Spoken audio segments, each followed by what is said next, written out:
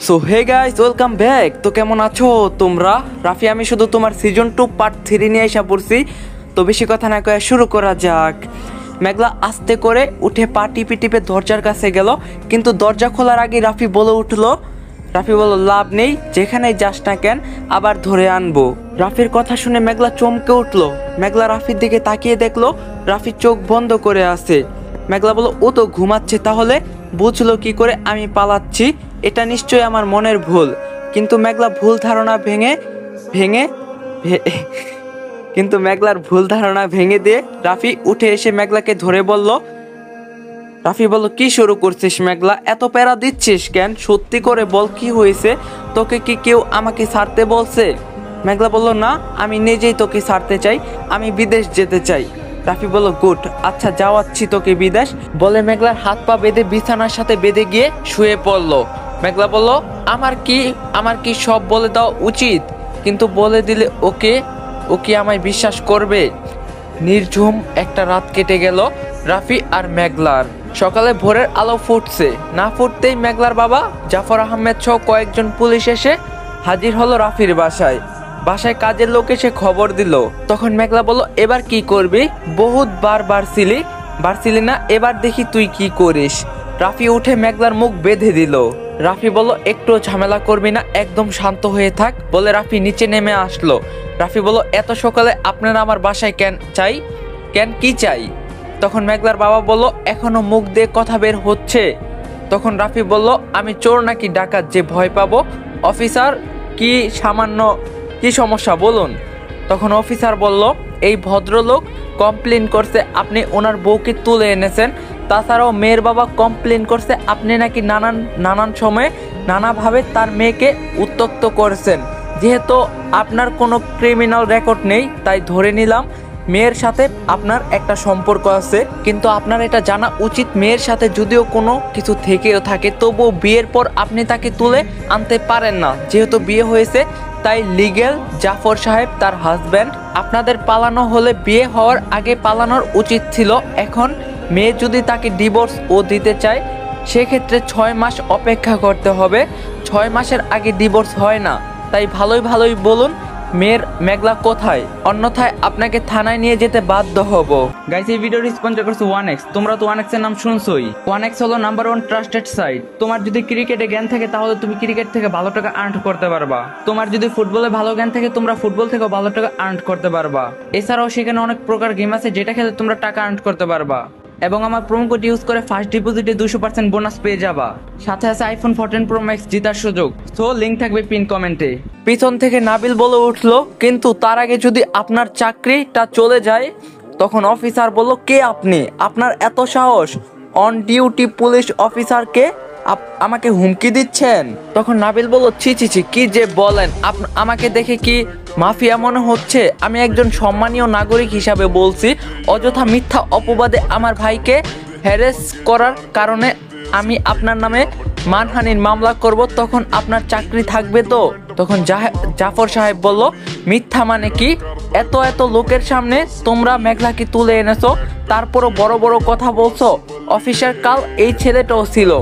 Officer বলল সবাই সাক্ষী দিচ্ছে, আপনারা কাল কেন কনেকে তুলে এনেছেন? তখন রাফি বলল তো কি হয়েছে, আনার ছিল তাই নিয়ে এসেছি। তখন অফিসার বলল এদের এত সাহস কে দিয়েছে? টাকার অহংকারে অন্য কিছুই হয়তো চোখে দেখতে পায় না। আইনকে নিজের হাতে মোয়া মনে করো। এই কে আসো, ওদের অ্যারেস্ট করো। রাফি নাবিলকে চোখে ইশারা করলো। নাবিলও কি যেন ভেবে রাফিকে সম্মতি সূচক মাথা নাড়ালো। তারপর নাবিল অফিসারের একদম কাছে গিয়ে দাঁড়ালো। তারপর নাবিল বলল আজ যদি আপনার বউকে বিয়ে করে ফেলি, আপনি কি আপনার বউকে ছেড়ে দিবেন নাকি আমার কাছ থেকে কেড়ে নেবেন? কথাটা শুনে অফিসার প্রচন্ড রেগে গিয়ে নাবিলের কলার টেনে বলল আর একটা বাজে কথা বলে মেরে হাড়গোড় ভেঙে দিব। নাবিল বলল স্যার ছেড়ে দিন প্লিজ, আমি শুধু অ্যারেস্ট ওয়ারেন্ট দেখতে চেয়েছি। আপনি খেপে গেলেন কেন? এটা তো আমার দেখার অধিকার আছে তাই না? আপনি আমাকে মারছেন কেন? ছেড়ে দিন স্যার। অনুনয়ের সুরে কথাগুলো বলল নাবিল। রাফি বলল পারফেক্ট, রাফি বলার সাথে সাথেই নাবিল এক ধাক্কায় অফিসারের কাছ থেকে নিজেকে ছাড়িয়ে নিল। তখন নাবিল বলল, কার সাথে খেলতে নেমেছেন? না জেনে মাঠে নামা উচিত হয়নি আপনার অফিসার। ছোট থেকে এসব হ্যান্ডেল করেই বড় হয়েছি। শোনেন স্যার, আপনি যে কমপ্লেন নিয়ে এখানে এসেছেন সেটা পুরোটাই মিথ্যা এবং সাজানো। আইন আমরাও জানি। এই যে ম্যারেজ রেজিস্ট্রি পেপার, গত কিছুদিন আগে আমার ভাই তথা রাফির সাথে মেঘলার বিয়ে হয়েছিল। ইনফ্যাক্ট মেঘলা এতদিন আমাদের বাসাতেই ছিল। হঠাৎ ওর বাবা জোর করে ধরে নিয়ে মেঘলার বিয়ে দেয়। রাফি সেটা জানতে পেরে তার বউকে ফিরিয়ে আনে। স্বামী জীবিত থাকা অবস্থায় ডিভোর্স ছাড়া দ্বিতীয় বিয়ে, এটা দেওয়া ঠিক কোনো আইনে আছে? আমাকে দেখান। অফিসার বলল, মেয়ের আগে বিয়ে হয়েছিল। তখন নাবিল বলল, সরকারি স্ট্যাম্প কি মিথ্যা হয় নাকি? জানতাম না তো নাকি রেজিস্ট্রি পেপার। আপনি চিনেন না মেঘলা রাফির লিগ্যাল ওয়াইফ, বুঝেছেন? তাই মেঘলা চাইলেও 6 মাসের আগে রাফিকে ডিভোর্স দিতে পারবে না। অতএব আপনারা এখন আসতে পারেন। তখন অফিসার বলল, আমরা মেঘলার মুখ থেকে জানতে চাই, আপনারা বউকে আটকে রেখেছেন নাকি উনি নিজের ইচ্ছায় এখানে আসেন? ডাকুন ওনাকে। রাফি এবার মোবাইল বের করে একটা ভিডিও অন করলো, যাতে আগে বা পরের কোনো কথা নেই, শুধু অফিসার নাবিলকে হুমকি দিচ্ছে আর নাবিল অনুনয় করে বলছে সে অ্যারেস্ট ওয়ারেন্ট দেখতে চায়। তখন রাফি বলল, অ্যারেস্ট ওয়ারেন্ট চাওয়ায় অন ডিউটি অফিসার অযথা পাবলিকের কলার টেনে মারধর হুমকি দিচ্ছে। ব্যাপারটা ভালোই তাই না? তখন অফিসার বলল, এসবের মানে কি? তখন রাফি বলল, থানায় নতুন এসেছেন দেখেই বুঝছি। এরপর থেকে কারোর বাসায় যাওয়ার আগে তার ব্যাপারে ভালো করে জেনে নেবেন। আপনি আমাকে হ্যারাস করতে চাইলে আমিও করতে বাধ্য হব। জানেন তো, ইট মারলে পাটকেল খেতে হয়। আমি এখন ভিডিওটা কমিশনারের কাছে পাঠাই। সেটা যদি আপনি না চান তাহলে এখনই এখান থেকে বেরিয়ে যান। আর একটা কথা, মেঘলা যদি নিজে গিয়ে আপনার কাছে কমপ্লেন করে তবেই দ্বিতীয়বার এখানে আসার দুঃসাহস দেখাবেন, তার আগে না। তখন নাবিল বলল, প্লিজ বেরিয়ে যান। অফিসার বলল, আপনার মেয়ের আগে বিয়ে হয়েছিল সেটা আমাকে বলেননি কেন? এভাবে পুলিশকে হ্যারাস করার মানে কি মানে? তখন জাফর সাহেব বলল, তার মানে আপনি কোনো পদক্ষেপ নেবেন না? তখন অফিসার বলল, কিসের পদক্ষেপ নিব? প্রথম বিয়ের ডিভোর্স না হলে দ্বিতীয় বিয়ে হয় নাকি? ওনার স্ত্রীকে নিজের কাছে রাখার ফুল অধিকার ওনার আছে। চলুন এখান থেকে। পুলিশ চলে গেল। তখন রাফি বলল, থ্যাঙ্কস নাবিল, তুই ছাড়া ব্যাপারটা সামলাতে পারতাম না। বিয়ের পেপার দেখালেও মেঘলা যেভাবে বেঁধে রেখেছিলাম নিশ্চিত জেল হতো। তখন নাবিল বলল, এইসব স্যার আগে বল, এই রেজিস্ট্রি পেপার কোথা থেকে আসলো? তখন রাফি বলল, কেন, ওই দিন যে মেঘলার বাসায় গিয়ে সাইন আনলাম। তখন নাবিল বলল, ওটা দলিল ছিল না? তুই তো বলছিলি তুই মেঘলার কাছ থেকে সব ফেরত আনতে গিয়েছিলি। তখন রাফি বলল, সবই তো ফিরিয়ে আনলাম। ইনফ্যাক্ট সারা জীবনের জন্য ওকে কিনে নিলাম। তোর কি মনে হয় মেঘলাকে আমি এত সহজে ছেড়ে দিতাম? আমি শুধু দেখছিলাম ও কতটা বাড়তে পারে। দেখছিলাম সত্যি নীরবকে বিয়ে করতে পারে কিনা। বিয়ে করলেও আমি মেঘলাকে কিছুদিন পরে গিয়ে নিয়ে আসতাম, তাতে ওর কলঙ্কটা মুছে যেত। সবাই বলতো ওর দুটো বিয়ে হয়েছে, কিন্তু কেউ দুশ্চরিত্র বলতে পারতো না। তখন নাবিল বলল, তুই আগে থেকে প্ল্যান করে রেখেছিলি? তখন রাফি বলল, নাবিল বলল, কিন্তু এটা তো মেঘলার অনিচ্ছাকৃত বিয়ে, ও না জেনে সাইন করছে। তখন রাফি বলল, এটা জাস্ট একটা কাগজ। গত 1 মাস আগে মেঘলা নিজের ইচ্ছায় ইমাম সাহেবের বাড়িতে গিয়ে পবিত্র কালেমাকে সাক্ষী রেখে আমাকে বিয়ে করছিল। তখন নাবিল বলল, এত কিছু ঘটছে? তখন রাফি বলল, তোকে বলিনি, কারণ তুই লুকিয়ে বিয়ের মত দিতি না তাই। তখন নাবিল বলল, সে যাই হোক, ফাইনালি বিষয়টা কি দাঁড়ালো? তুই মেঘলার স্বামী, তাই তো? তখন রাফি বলল, আইন এবং শরীয় দুই মতোই, কিন্তু আমি যে মেঘলার লিগ্যাল স্বামী এটা মেঘলাকে জানাবো না। তখন নাবিল বলল, কিন্তু কেন? তখন রাফি বলল, সময় হলেই বুঝতে পারবি। তারপর রাফি বলল, নাবিল, আমি কিছুদিন বাসায় যাব না। বাসাটা তুই একটু সামলে নিস, কেমন? তখন নাবিল বলল, সেসব নিয়ে তোকে ভাবতে হবে না, কিন্তু একটা কথা বলি রাফি, বিয়েটা যেহেতু করেছিস আর মেঘলাকে ছাড়া তুই থাকতেও পারবি না সেটা বুঝেছি, তাই এবার ভুল বোঝাবুঝি মিটিয়ে নে। মেঘলা যদি ভুল করে থাকে ক্ষমা করে দে। রাগ পুষে রেখে নিজেকে কষ্ট দিস না, ওকেও কষ্ট দিস না।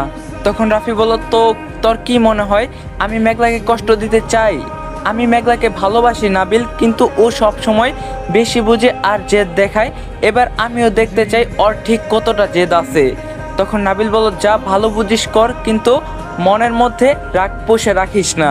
তখন রাফি বলল, চল মেঘলার সাথে দেখা করবি। তখন নাবিল বলল, না, আমি আগে গেলে মেঘলা এক ঢালা অভিযোগ নিয়ে বসবে। না পারবো তোকে কিছু বলতে, আর না পারবো মেঘলাকে কিছু বলতে।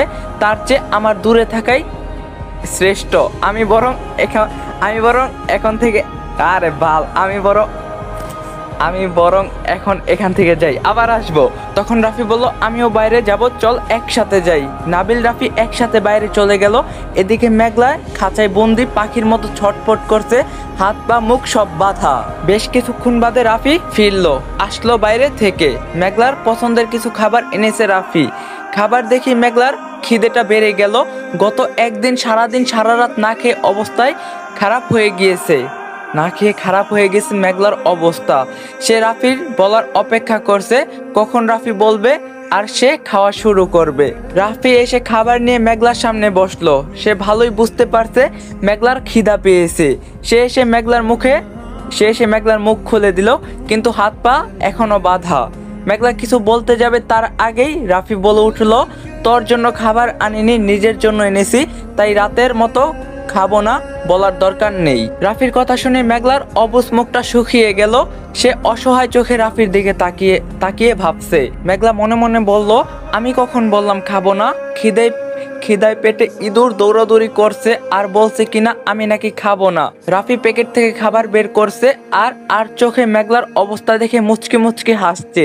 রাফি মনে মনে বলল, দেখি জেদ কতক্ষণ ধরে রাখতে পারিস, রাতে না খাওয়ার মজা এবার বুঝবি। রাফি প্যাকেট থেকে খাবার বের করে প্লেটে তুলে নিল। মেঘলা পিট করে রাফির দিকে তাকাচ্ছে। রাফি মেঘলাকে পাত্তা না দিয়ে খাওয়া শুরু করলো। রাফি বলল, মুরগির ঝোলটা যা হয়েছে, এত ভালো তো ছোট মাও রান্না করতে পারে না।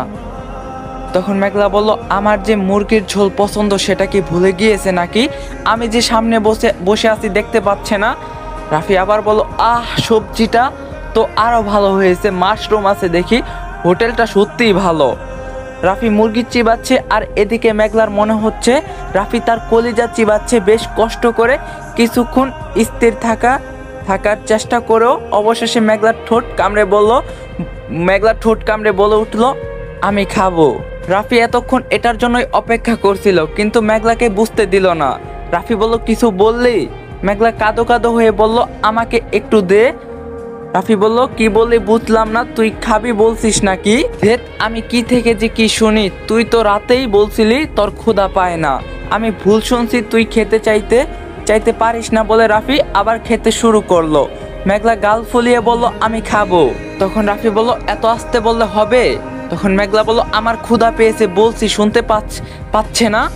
রাফি বলল, ওলে আমার বউটার খিদে পেয়েছে, আগে বলবি না? এই যে এক্ষুনি দিচ্ছি। রাফি মেঘলাকে খাবার দিতে গিয়ে আবার থেমে গেল। মেঘলা বলল, কি হলো, দিবি না তাই না? রাফি বলল, তা না হয় দিব, কিন্তু বেবি তুমি কিভাবে খাবে? তোমার হাত তো খোলা যাবে না। তখন মেঘলা বলল, কেন খোলা যাবে না? তখন রাফি বলল, কারণ তুমি বিশ্বাসের যোগ্যই না তাই। তখন মেঘলা বলল, একটু খুলে দে, পরে আবার বেঁধে রাখিস। তখন রাফি বলল, না তা তো হবে না, তোর কোনো ভরসা নেই। আমি হাত খুলে দিব, তারপর দেখা গেল তুই আমাকে মেরে পালিয়ে গেলি, আমি তো সেটা হতে দিতে পারি না। তখন মেঘলা বলল, পালাবো না সত্যি। তখন রাফি মনে মনে বলল, না, হাত খোলা যাবে না, একদিনেই সোজা হয়ে গিয়েছে, এখন কেমন লাগে আমার সাথে তেজ দেখানো, তাই না? তখন মেঘলা বলল, আমি কি তাহলে খেতে পারবো না? তখন রাফি বলল, একটা উপায় অবশ্য আছে, যদি তুই রাজি থাকিস তো। তখন মেঘলা বলল, কি উপায়? রাফি বলল, আমি যদি তোকে খাইয়ে দেই তবে। মেঘলা বলল, তাহলে তাই দে। রাফি বলল, কেন দিব, তাতে আমার কি লাভ হবে, শুধু সময় নষ্ট। তখন মেঘলা বলল, একটু খাইয়ে দিলে কি হয়, খুব খিদে পেয়েছে। তখন রাফি বলল, দিতে পারি, তবে বিনিময়ে আমি যতবার তোকে খাইয়ে দিব ঠিক ততবার তোর আমাকে কিস করতে হবে। তখন মেঘলা বলল, কি? রাফি নিজের মুখে খাবার দিয়ে বলল, যা বললাম তাই, রাজি থাকলে ভালো, না হয় আমি পারবো না। মেঘলা বলল, সব খাবার তো নিজেই খেয়ে নিচ্ছে, এখন না রাজি হলে সত্যি খেতে দিবে না, তাই মন খারাপ করে বলল, রাজি। রাফি এগিয়ে এসে বলল, শুরু কর তাহলে। তখন মেঘলা বলল, আগে খাই, তারপর একসাথে দিব, তুই গুনে রাখ। তখন রাফি বলল, মির্জাফর বেঁচে থাকলেও তাকে বিশ্বাস করে ফেলতাম, কিন্তু তোকে করা সম্ভব না, বুঝিস? তোর খিদা নেই, শুধু শুধু ঝামেলা। রাফির কথা শেষ হওয়ার আগে মেঘলা আচমকা রাফির ঠোঁট মিলিয়ে আবার নিজের জায়গায় ঠিক হয়ে নিল। রাফি বলল, এত তাড়াতাড়ি? মেঘলা বলল, এবার তুই চিটারি করছিস? তখন রাফি বলল, আচ্ছা বেশ, করলাম না চিটারি, নে খা। মেঘলা বলল, মাশরুম তুলে দে। রাফি বলল, দিলাম। মেঘলা, হা। রাফি বলল, আগে কিস তারপর। মেঘলা বলল, ভালো হচ্ছে না কিন্তু। রাফি বলল, কথায় কথায় যা বলছি সেটাই করতে হবে। মেঘলা 1 চামচ করে খাচ্ছে আর রাফিকে একটা করে কিস আদায় করে নিচ্ছে। রাফি বলল, কি কপাল আমার, বউয়ের আদর পেতে বউকে ব্ল্যাকমেল করতে হয়। তখন মেঘলা বলল, তোর মতো হতচ্ছাড়ার বউ কে হবে? হ্যাঁ, আমি তোর বউ না? যা, আমার খাওয়া শেষ, আর খাবো না। এবার তুই এটা বল, পাপা এসে আমাকে রেখে গেল কেন? কি বলছিস তুই ওনাকে? তখন রাফি বলল, সেটা তোকে বলবো কেন? মেঘলা বলল, পাপা তো আমাকে রেখে যাওয়ার কথা না। জাফর সাহেব বাবাকে অনেক টাকা দিয়েছে এই বিয়ের জন্য, তারপরেও রেখে গেল। রাফি বলল, রাফি তো তোর বুদ্ধি নিয়ে চলে না, বুঝিসনি? রাফির শিকার অন্য কেউ নিয়ে যাবে, আর আমি চেয়ে চেয়ে দেখবো। যাক, সেসব কথা আমি তোকে কৈফিয়ত দিব না, তাই অযথা প্রশ্ন করে লাভ নেই। তুই বরং তোর জীবন যাপনের রুলসগুলো দেখে নে। মেঘলা বলল, রুলস মানে কি? রাফি বলল, আমার কাছে তো জঙ্গলের মতো থাকা যাবে না। তোর ঘুম থেকে ওঠা থেকে শুরু করে রাতে ঘুমানো পর্যন্ত আমার রুটিন মতো চলতে হবে, তা না হলে একটা মারও মাটিতে পড়বে না। এমনকি এখন থেকে তুই কি খাবি, কখন খাবি, কি ড্রেস পরবি সেটাও আমি ঠিক করব। আরেকটা কথা, তোর জন্য গার্ডস নিযুক্ত করা হয়েছে। বাসায় থাকাকালীন তো পায়ে শিকল থাকবেই। স্কুলে যাওয়ার সময় গার্ডসরা তোকে নিয়ে যাবে এবং নিয়ে আসবে, তাই পালানোর চিন্তা মাথা থেকে বের করে দে। তখন মেঘলা বলল, হা, আমি কি মৃত্যুদণ্ড প্রাপ্ত আসামি নাকি? তখন রাফি বলল, তার চেয়েও বড় আসামি তুই। কাগজটা নে, যা লেখা আছে সব টাইম টু টাইম করবি, তা না হলে এর শাস্তি ভয়ঙ্কর হবে। রাফি মেঘলার হাত খুলে দিয়ে একটা লম্বা শিকল পরিয়ে দিল মেঘলার পায়ে। মেঘলা বলল, তুই সত্যি? রাফি বলল, তুই না আপনি, এখন থেকে তুই আমাকে আপনি করে বলবি। ভুলে যতবার তুই বলবি ততবার থাপ্পড় খেতে হবে। তখন মেঘলা বলল, মানে কি? রাফি বলল, যে রাফিকে তুই চিনিস সে তোর ভাই ছিল, এখন তোর সামনে দাঁড়িয়ে আছে সে তোর বর, তাই আগের সম্পর্ক ভুলে যা। তখন মেঘলা বলল, তোর মাথা খারাপ হয়ে গিয়েছে, আমি নাকি ওকে আপনি বলবো? রাফি মেঘলার গাল লাল করে বলে উঠল, তুই বলতে নিষেধ করছি? মেঘলা গালে হাত দিয়ে অবাক চোখে রাফির দিকে তাকিয়ে আছে। রাফি বলল, মেঘলা, আমার অফিসের সময় হয়ে গিয়েছে, আলমারিতে আমার জামা কাপড় আছে, যাও নিয়ে আসো। তখন মেঘলা বলল, তুই আমাকে মারলি? রাফি বলল, মেঘলা, তোমাকে আমি মারতে চাইনি, আমাকে রাগিও না, স্ত্রীর দায়িত্ব পালন করো, যাও। মেঘলা যাচ্ছে না দেখে রাফি এসে মেঘলার চুল ধরে আলমারির কাছে নিয়ে গেল। মেঘলা রিয়েক্ট করতে ইচ্ছা করছে, কিন্তু রাগে লাল হয়ে যাওয়ার রাফির মুখ দেখে আর কিছু বলতে পারলো না। ভিতু হাতে শার্ট প্যান্ট বের করে রাফিকে দিল। তখন রাফি বলল, are you have any sense? এই শার্টের সাথে এই প্যান্ট? তখন মেঘলা বলল, আমারটা পছন্দ না হলে নিজেই নিয়ে নিলেই হয়। তখন রাফি বলল, এতদিন তো নিজেই করেছি, এখন সারা জীবন যদি আমাকেই করতে হয় তাহলে বিয়ে করছি কেন? আমার পছন্দ অপছন্দ, আমার পার্সোনালিটি সম্পর্কে যদি আইডিয়াই না থাকে তবে শিখতে হবে, বুঝাতে পেরেছি? ধমক দিয়ে কথাগুলো বলল রাফির ধমকে মেঘলা কেঁপে উঠল। রাফি মেঘলার কাছে এসে দীর্ঘশ্বাস ফেলে গম্ভীর গলায় বলল, ভয় পাওয়ার দরকার নেই, পরিবেশের সাথে নিজেকে মানিয়ে নিতে শিখো। বিয়ের পর সব মেয়েকেই তার পুরনো জীবনযাপনকে ভুলে নতুন করে শুরু করতে হয়, এটাই নিয়ম। নতুন পরিবেশে নিজেকে মানিয়ে নিতে হয়। যে মেয়ে 11টার আগে ঘুম থেকে জাগতো না, বিয়ের পর তাকেও সকাল 8টায় নাস্তার টেবিল সাজাতে হয়। যে মেয়েকে মা মুখে তুলে না খাইয়ে দিলে খেতে পারতো না, তাকেও শ্বশুরবাড়ির মন জোগাতে হয়, হাত পুড়িয়ে রান্না করতে হয়। তোমার কপাল ভালো, আমি তোমাকে শ্বশুরবাড়িতে নিয়ে যাইনি, আবার কাজও করতে বলছি না, শুধু স্বামীর দায়িত্ব নিতে শিখতে বলছি। যদি সেটাও না পারো তাহলে নিজেকে মেয়ে বলে পরিচয় দিও না। আর একটা কথা খেয়াল করছো নিশ্চয়ই, আমি তোমাকে তুই করে বলছি না, তুমি করে বলছি। সো পরিবর্তনটা তোমার বোঝা উচিত। কথাগুলো বলে রাফি ওয়াশরুমে চলে গেল। মেঘলার কাছে ব্যাপারটা এখনো পরিষ্কার না। রাফির কথাগুলো তার কানে ঢুকলেও মাথায় ঢুকেনি। রাফি ওয়াশরুম থেকে বেরিয়ে এসে দেখলো মেঘলা যেখানে ছিল সেখানেই দাঁড়িয়ে আছে। রাফি এসে মেঘলার কাছে দাঁড়িয়ে বলল, টাইটা বেঁধে দাও। তখন মেঘলা বলল, তুই আমার সাথে মজা করছিস তাই না? রাফি আবার মেঘলাকে থাপ্পড় মারলো। রাফি বলল, আমি সার্কাস জোকার নই যে কাউকে মজা দিব। টাইটা বাঁধো। মেঘলার হাত কাঁপছে এই মুহূর্তে। রাফিকে তার সম্পূর্ণ আলাদা কোনো মানুষ লাগছে। এর আগে রাফি তাকে মারলেও সাথে সাথে আদর করত, কিন্তু আজ তা হচ্ছে না। রাফির চোখে মুখে অনুশোচনার কোনো ছাপ নেই। রাফি বলল, এক কথা কতবার বলতে হবে? তখন মেঘলা বলল, আমি পারি না, বাঁধতে পারি না। রাফি বলল, চেষ্টা না করে আজ পর্যন্ত কেউ কিছু পেরেছে? হাত দাও। তখন মেঘলা কাপা কাপা হাত দুইটি বাড়িয়ে দিল। রাফি বলল, আমি যেভাবে বলছি ঠিক সেভাবে করো, তাহলেই হবে। একটাই বাঁধতে মেঘলার কয়েকবার গলা শুকিয়ে গিয়েছে। রাফি বলল, আজ সারাদিন টাই বাঁধার ট্রাই করবে, এত সময় লাগলে চলবে না। আশা করি কাল থেকে আর ভুল হবে না। মেঘলা কিছু বলল না। রাফি কাকে যেন ডাকলো। রাফি ডাকার সাথে সাথে 3 জন কালো পোশাক পরা লোক আসলো। রাফি বলল, আমি অফিসে যাচ্ছি, আমি না থাকা অবস্থায় বাসায় কাউকে অ্যালাউ করবেন না। কোনো ইমার্জেন্সি হলেও সাথে সাথে আমাকে জানাবেন। আর ম্যাডাম যেন কোনোভাবেই রুমের বাইরে যেতে না পারে, মনে রাখবেন। জি স্যার, আপনি যেমনটা বলবেন। মেঘলা অবাক হয়ে রাফির কর্মকাণ্ড দেখছে। রাফি বলল, এবার ডিউটিতে যাও। তখন মেঘলা বলল, এরা? রাফি বলল, গার্ডস। ভয় পাওয়ার কিছু নেই, একটু পর একটি মেয়ে আসবে, সে তোমার সাথে থাকবে। তখন মেঘলা বলল, এসবের কিছু কি খুব দরকার ছিল? তখন রাফি বলল, ছিল বলেই করেছি, দরকার না হলে করতাম না। যাই হোক, এবার কাছে আসো বলো, সাবধানে যাবেন আর তাড়াতাড়ি ফিরবেন, আমি আপনার জন্য অপেক্ষা করব। তখন মেঘলা বলল, একটা ভিলেনের জন্য অপেক্ষা করতে আমার বয়ে গেছে। গাইস, আজকের পার্টটা এখানে এন্ড করতেছি। নেক্সট পার্ট আশা করি বুম হইব। আর ভিডিও লাইক টার্গেট 3 চ্যানেলে নতুন না থাকলে অবশ্যই চ্যানেলটা সাবস্ক্রাইব করবেন। দেখা হইব কালকে, তাড়াতাড়ি সবাই লাইক পূরণ করে দেন। তো ভালো থাকেন, সুস্থ থাকেন, আল্লাহ হাফেজ।